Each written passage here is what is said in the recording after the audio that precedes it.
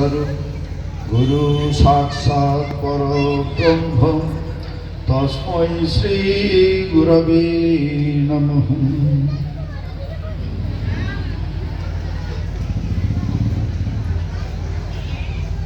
মঞ্চে উপবিষ্ট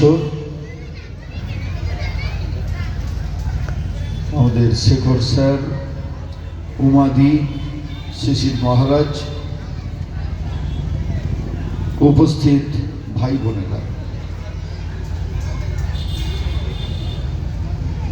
আমরা আজকে সারাদিন ব্যাপী যুগাচার্য শ্রীমৎ স্বামী প্রণবানন্দজি মহারাজের 131তম জন্ম জয়ন্তী পালন করছি। আমরা জন্ম জয়ন্তী পালন করি সেই সমস্ত ব্যক্তিদের যারা বরেণ্য, যারা পূজনীয়, যারা স্মরণীয়।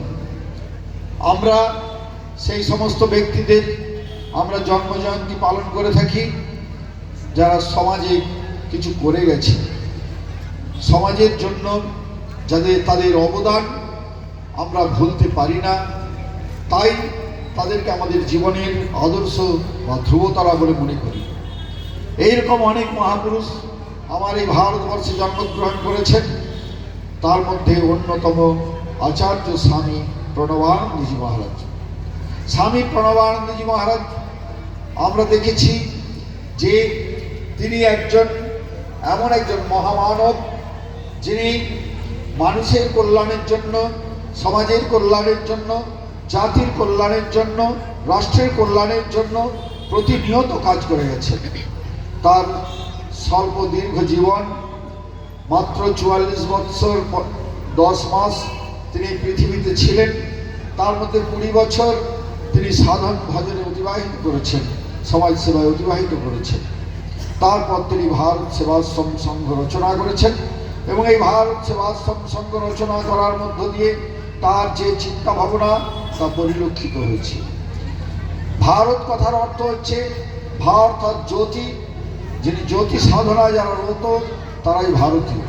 তাই ভারত কথাটি তিনি রেখেছেন যে ভারতীয় সংস্কৃতি, ভারতীয় ভাবধারা, ভারতীয় চিন্তা ভাবনাকে আজকে পৃথিবীর মধ্যে ছড়িয়ে দিতে হবে। তিনি রেখেছেন সেবা।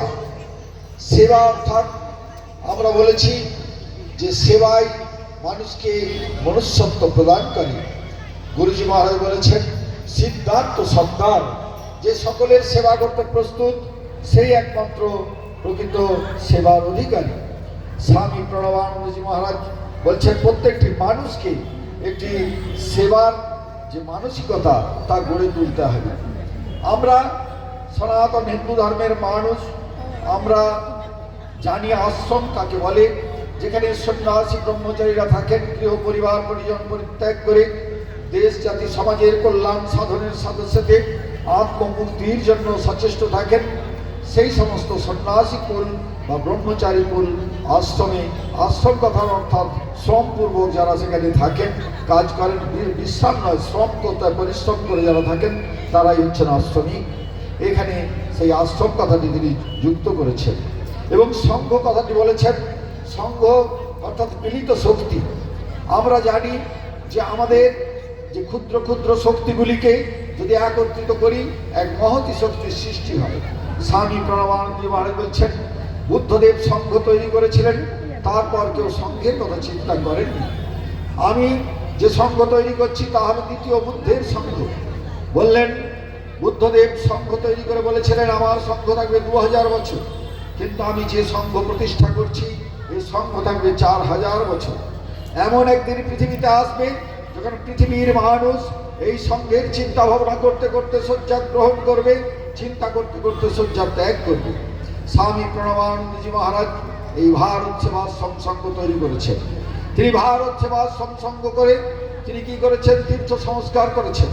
যে তীর্থগুলি পাণ্ডাদের অত্যাচারিত ছিল, গয়া, কাশী, পুরী, বৃন্দাবন, এলাহাবাদ, কুরুক্ষেত্র, নবদ্বীপ, কেদারনাথ, বদ্রীনাথ, দ্বারকা, রামেশ্বরম, এরকম প্রত্যেকটি তীর্থস্থানকে আজকে একটি শ্রদ্ধার স্থান পরিণত করেছেন, যেগুলি পূর্বে অশ্রদ্ধার স্থানে পরিণত হয়েছিল।